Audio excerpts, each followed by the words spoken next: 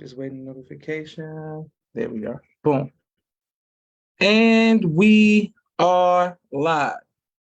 I want to thank everyone for tuning in to a very special edition of Off the Record on the People's Podcast this evening. We have a magnificent guest with us tonight, one who is going to give us some amazing information as well as inspiration, and that is none other than our sister, Sis Denesha. Assalamu alaikum, ma'am. Wa alaikum salam, sir. Thank you very much for taking time out of your busy schedule to come on the People's Podcast. People are showing you love already across the country. Wa alaikum salam, my sister Miriam, and thank you everyone who is watching. Right now, there has been a clamoring with award shows and just on social media and in the media as well, talking about the lack of manners and representation and how we present ourselves, basically presenting primarily with our people as savage, and we don't know how to eat properly, and we're uncivilized. We're 85% of the people have lost a knowledge of our name, language, and culture. Mm-hmm. So there's been a yearning, if you will, for an academy like yours. Could you explain to us the importance of your academy? The Academy of Cultivation is really where etiquette meets academia. Sometimes I feel like people run from etiquette. They think it's so cliche, like, oh yeah, well, I know how to set a table. And it's really, and I always tell people this, it's really not about the setting of a table, but it's really what goes on at the table. For a long time, I ran from my purpose and mission. People will be like, oh, can you train my daughter in etiquette? And I'm like, no, I don't know anything. I was a young girl then when I was being approached about etiquette training or training others in etiquette, but there is a need for it. And we really need to stop running from it, because etiquette, it opens up a door, but it can shut a door in your face very fast. Mm. So yes, it's needed. And, even with watching the BET Awards last night, it was a good award show. But the taking off the shoes, in public and running on stage and things like that, we really don't do those kinds of things. And it's not being judgmental, because I feel like every time you try to say something to someone about that sort of behavior, you're judging me. Anytime it's time to civilize, you're judging me. And it's not about that. So, yeah. Yes, ma'am. Praise be to Allah. My sister Naima sends the greetings. Another sister says, and it makes you confident in any setting. Praise be to Allah. Wonderful. Thank you all for watching. Okay. Well, speaking of the sisters, we'll come back to the sisters because, sisters first, ladies, all that good stuff that, y'all say. What are you saying, that etiquette is something that men can use? Absolutely. Mm. They're not excused. I remember I was training on tea protocol. And I remember we were going over what a male shall wear to tea. And someone said, oh, men don't go to tea parties. They may not go to a tea party per se, but what if they get invited to a luncheon and they're serving tea? What if, they're trying to seal a deal for a contract, and someone may be from like a country that is really big on tea culture? What do you wear? What don't you do? What do you do? Are you going to take your teaspoon and start slamming it around your glass during the conversation while you're trying to seal the deal? Are you reaching all over the place? Are you reaching across the table when it's more than two people at a table for tea or any dinner setting? And men do go to those type of settings. And if you're not going to that, then you need to start going to them. There's nothing wrong with it. Men are not, you all are not exempt from etiquette. That's for sure. Yes, ma'am. Okay. brothers, all the men out there, we gotta get our etiquette together. Boom, boom. All right. Brother Michael says, great subject. Thank you, Brother Michael, for watching. And Brother Nelson Ramos says, alaikum salam, our brother from Massachusetts, holding it down. Alaikum salam, sir. Can't wait to put this on YouTube. Shout out to all of our YouTube family as well, the auntie and our brother Musa and brother Kente, and everyone who continues to like, share, and subscribe to the People's Podcast. Now, we're going to come back to the women, deal with the men, but children. primarily, is your audience for young girls, teaching them etiquette? Absolutely. I train them at 4. So I can start them at 4 all the way up, because little people, I like to think that they're very intelligent. We don't give them enough credit, right? But it's the training early that gets them, comfortable with different table settings. It's the training with getting them into the habit of saying thank you, yes ma'am, no ma'am. Or if you can train your child when someone comes to your home, when it's time to go get the coats. Mom, I'm going to help you with the coats. I'm going to pass the coats out. They may pass out. You may have them passing out like the exiting gifts. Or they Mm, may bid someone farewell by saying, thank you for coming to our home. So you want to get them started early. And even for those that celebrate holidays, you don't want to put and I talk about this a lot because it's important. You never want to put a children's table so far away that they really can't hear the discussion, the proper discussion that's going on at a dinner table, such as business, uh, the importance of family and community. You don't want them so far away. If you are speaking of things that are very inappropriate, then that's for the adult to adjust their dinner topics at the table. mm. So you want, even if you say, okay, I'm going to put a discussion card on the children's table, and this is what I want them to discuss. And you want them to get used to, even when they're really small, if you watch a little child, they're so polite at times to each other. If you ever see two babies greet each other, they're very polite with each other. And so the earlier that you can get them started and trained, the better off they will be. Yes. Excellent. Yes, ma'am. Okay. So, man, all right. So, children's table, adult table, make sure that they have something to engage in. And what is this card that you referenced, just for people who may not know, like you said, a card? It's a conversation card. So it can be a tent that's folded with a conversation topic on there. Or Mm, you can put something that's a conversational piece at the table that will start an information. The table setting in the middle, that can be a conversational piece, as long as it's not too flamboyant where your guests can't see each other. If I were to sit at a table with someone who was non-Islamic, I would put a little, those little bitty statues of like the Kaaba, because if yes, ma'am. someone says, what is that? It strikes a different type of conversation. So Mm, you mm. can have a conversational piece on your table as well. All right, we learning some high civilization. All right, great, great. Yes, ma'am. Okay. Now, what about you? I heard that you've been getting outsourced to work in corporate settings. How does that work with on a corporate level? Oh, yes. That is corporate etiquette. You want to make sure that when your company sends you out, that you are really behaving properly, especially if they're sending you out to meet with someone who that they may be doing a contract with, because you want to seal the deal on the contract. So you want to meet the person, make sure you research their likes, whatever, especially if you're hosting them at a corporate banquet setting. You want to make sure you know something about the person that your company is sitting down at the table with. Mm, And you don't want to do things like reach over the table, don't pick over the food, don't eat out of salad bowls or anything like that at the end. Don't do any of that. You stay engaged in the conversation. I get it sometimes if we're sitting at a table, someone's conversation, after the business and you all are talking, someone's conversation may not be as interesting as someone else's conversation. You can be engaged in a conversation with like a person that you like.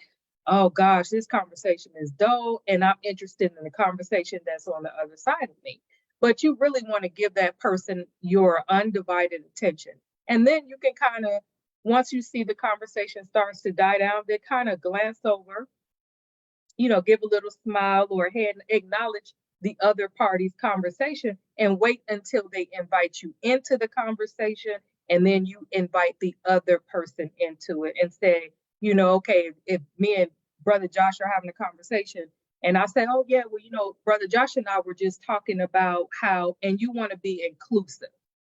So you just don't, how some people like, and then they leave that person sitting there at the table. Just so we want to be mindful of that. Absolutely. Okay. Inclusion at the dinner setting. People show you all love all across the country. Please and thank you. Another sister said, Assalamu salam, ma'am. Thank you all for watching. Okay. So I have a question. Speaking of business, there are some of us who may get opportunities to deal with people who may speak a different language or maybe bilingual. Is it appropriate if I'm speaking with someone who may be Japanese, if I say something like hashitashi or bow, and try to show that I am have some knowledge of their culture, or is that appropriate, or should I not use different language to speak to them? No, if you at least let them know that you do have some knowledge of their culture and their language, that's always a good thing. I would, if you don't know a language, at least give them the greetings, but take an interpreter with you. Take an interpreter with you. That way you can tell the interpreter can let them know, this person is starting to learn Japanese or Chinese. And once they know that, they will start teaching you things. Okay, great. Yeah. Yep. And everyone who's in the comments, please let us know what questions you have for our sister, Sis Denesha. What about Spanish as well? So if we're going somewhere and it's dealing with someone who may speak Spanish, do I attempt to say "Cómo estás" or "Hola," or do I just wait for them? Once you engage someone and they have a different language, and I'm only saying that because I have a degree in linguistics, so I love all languages. And so once you let the person know that you have an interest, they'll teach you some things. When I was in school, I asked, because my minor at first was Chinese. I think it was a minor in business of Chinese or something. I switched it though. But we had this system called the buddy system. And I had asked for someone from China because I wanted to start practicing. But instead, I got someone from Japan that couldn't hardly talk any English. But one thing we had in common was shopping. So she and I would go shopping. She would point to things and write the character for me. And I would study the character, and I would point and write in English, and she would study that. And so that's how I learned a little bit of Japanese. Like, the characters don't look foreign to me at all. And she speaks English very well. They said that she kind of talks like me, even with my accent, but that's because she was around me for a while. So yeah, it's appropriate. Absolutely. So everyone who's watching Dragon Ball Z, I can see, assume, achi. I'm just letting everybody know. I know some languages. That's right. All right. Stacia says, does the people saying beautiful? And okay, so sister says, does the school cover proper attire in different settings? Absolutely. So let me go back to the Academy. The Academy of Cultivation has 4 different etiquette courses. You start with Tea Protocol, you go to Etiquette 1, Etiquette 2, which is High Civilization Etiquette. In the High Civilization Etiquette, we talk about the appropriate attire. We talk about how to entertain guests in your home overnight, what to do when you're a guest in someone else's home, all the way down to what bed sheets to put on the bed. And I think I talked about this before. The dressing, you want to make sure you're very appropriate. I try to introduce younger girls to our way, the stockings, just making sure, like I tell them, stay dressed when you leave your home, because you never know when a meeting may take place. You don't know who you can bump into that can give you an opportunity. So you always want to dress the part. Not in a costume, because our women have started putting on costumes. So they don't really, and when I say costumes, I'm talking about the long lashes that come way out to here and everything that really takes away from their natural beauty. So you want to make sure that you're business, what do they call it? Business casual. You always want to make sure, or dress up. You can never be overdressed. So yes, we do cover that. But I want to say something too. As we start to invite more people to our homes, do not put colored sheets on your guest bedding. Don't do it. White sheets are the standard. You always want to put white sheets on the bed. And here's the reason why. If you go over someone's house and they have a lavender sheet on the bed, you don't know if the sheet is clean or not. Because some people, they will put that sheet, especially if they tell their children, Aunt so-and-so is coming. I want you to go in there and change those sheets on the bed. The child go put some in the dryer, put the sheet in the dryer with the Downy freshener on there. And next thing you know, Aunt so-and-so is sleeping really on a dirty sheet that smells like Downy and dirt. So you can't tell if the sheet is clean or not. You always want to do all white everything when your guests come.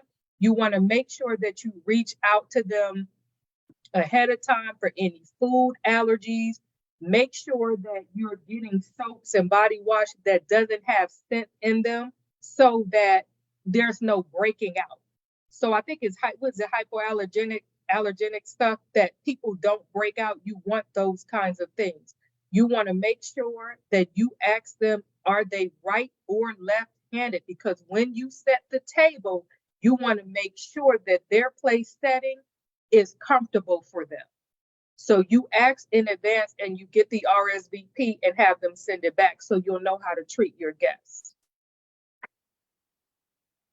Excellent. We learned some high civilization today. Thank you, everyone who's watching. Sis Denesha, we have a quick 60-second commercial break for all of the sponsors of the People's Podcast. And then please let us know every comment or question that you have on Facebook and then as well as on YouTube. One moment. Camera and a drone. He does television and film editing. Please reach out to him if you need any of those services. Sister Miriam's ABC I Love Me, children's book and coloring book, and now Spanish book. All three available on Amazon.com. Sister Naima's Stay on Point Dance Academy, LLC. She teaches ballet virtually to young girls all across the country, right here in the studios of Atlanta, Georgia. Brother Kenneth's Bow Tie Maker Extraordinaire. He'll ship you bow ties anywhere across the nation. Dr. Henry Carter's King Henry Turkey Legs, right here in Atlanta, Georgia. Brother Rashad Muhammad's COVID-19 Disinfected Cleaning Services, out of Chicago. Student Minister Sharif Muhammad's book, A Soldier in the Movement of Christ, available on adulsharif.com.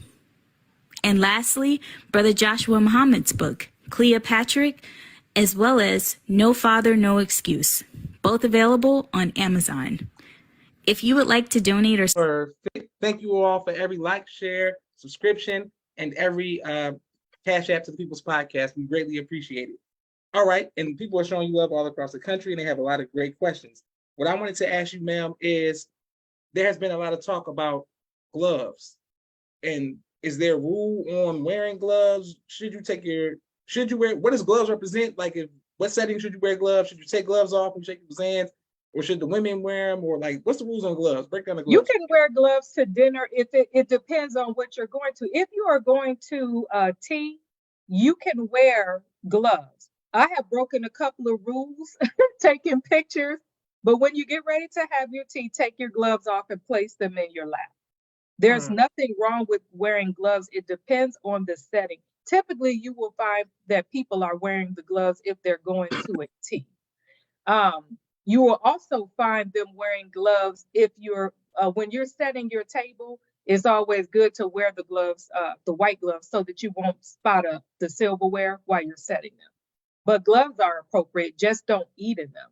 And I'm not saying walk around wearing gloves all day. You can sometimes, if you want to be a little fancy, and I have done it before, I have worn my white gloves out when I'm just walking or, going to the stores, because a lady always has her gloves with her.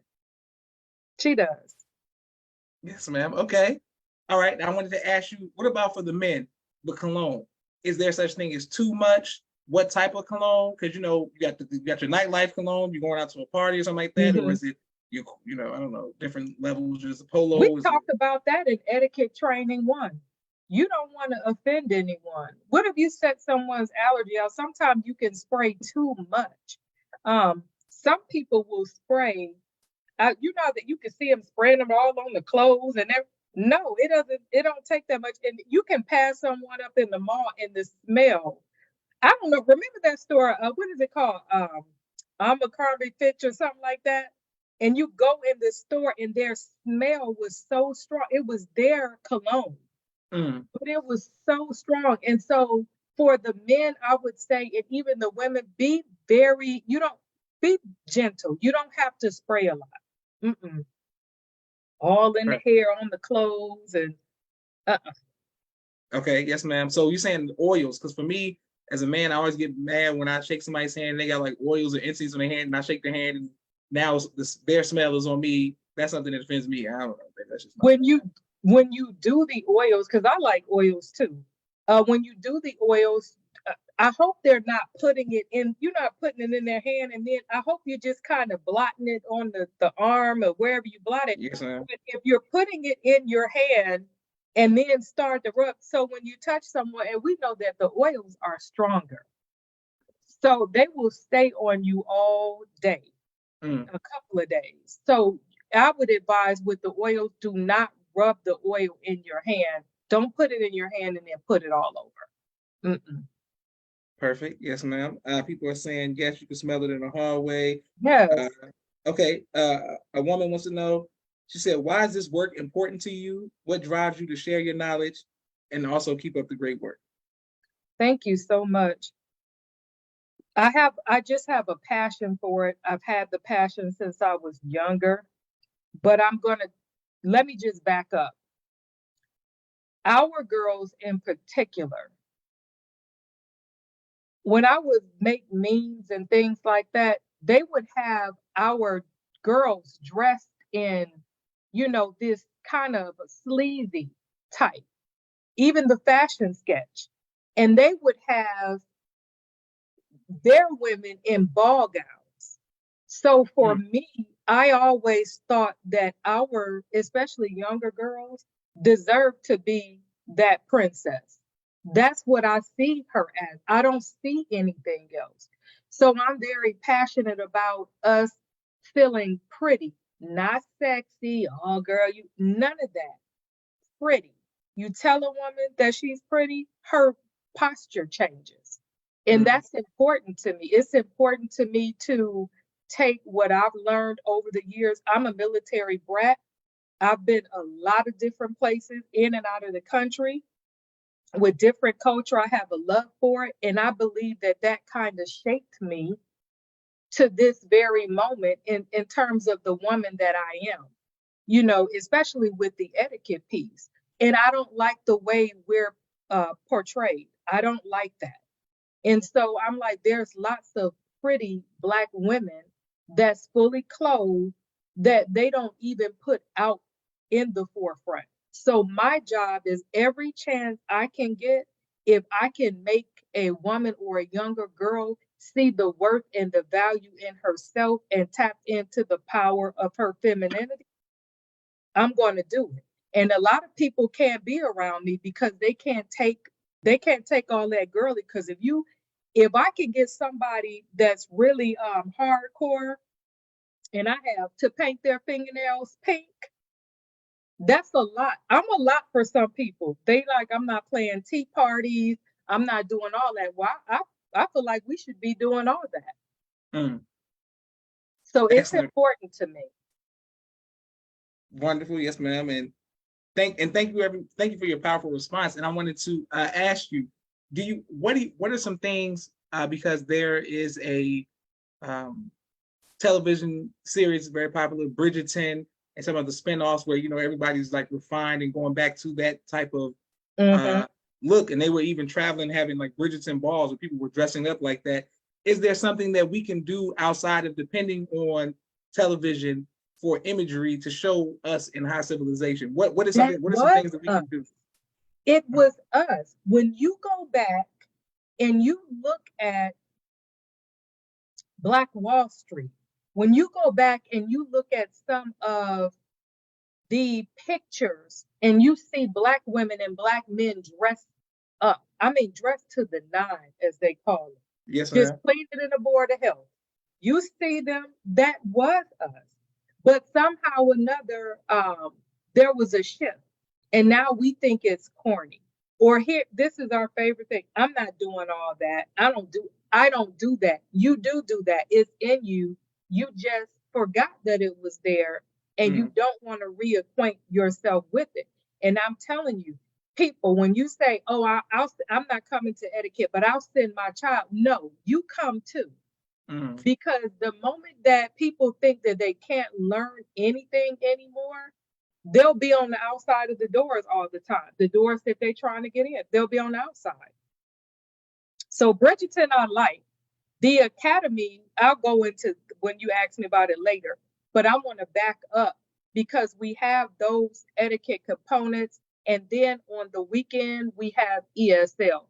For our Latino brothers and sisters who don't know how to speak English, we offer ESL courses as well. We are in the moment. We had the Math Academy last summer.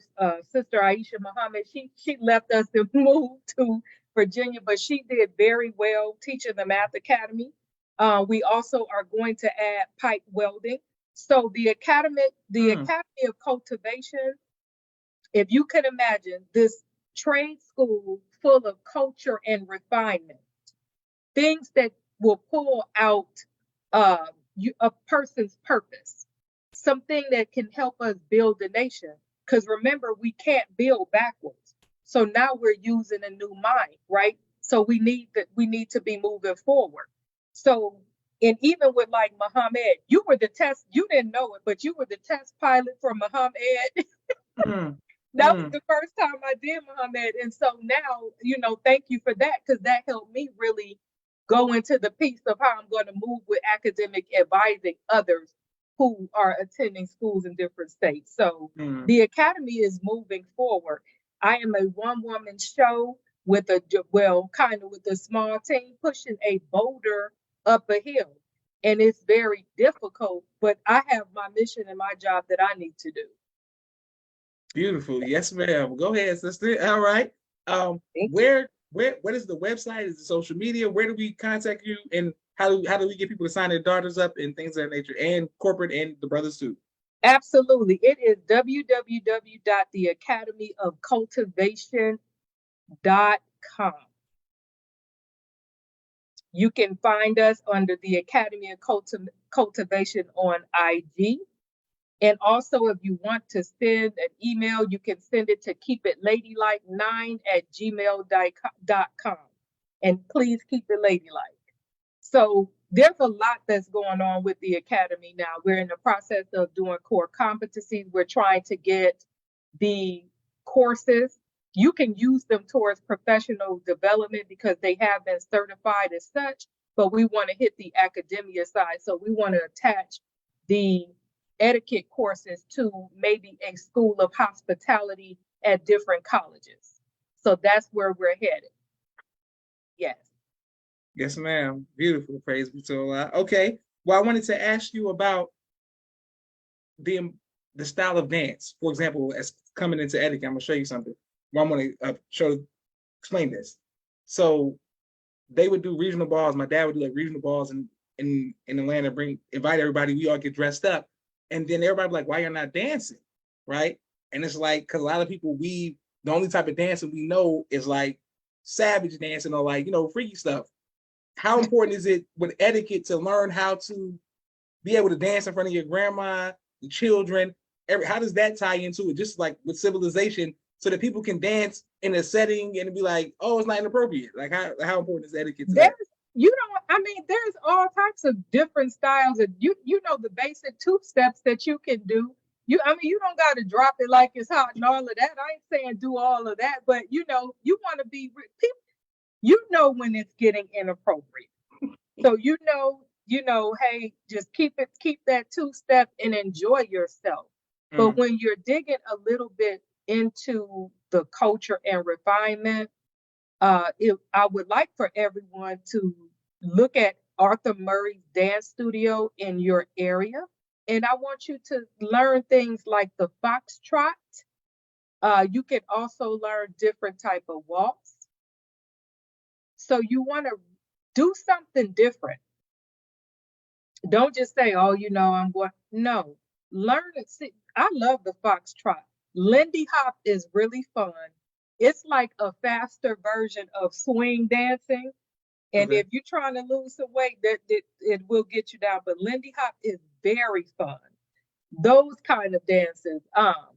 You looking like, what is Lindy? Now, yeah, I'm trying to think. Is this is doing like when this dancing that came around doing like the cotton gin? Like when was this dancing popular? Like Doing the okay. Lindy hop. It's a faster version of swing, and it's very. At first, I'm like, oh my goodness, it was like years. I think I was in my late 20s when I learned how to do the Lindy hop. But it was very fun, and it was civilized, and it wasn't anything that would personally offend someone because, somebody may be dancing too close to you or something like that. It's a very fun dance.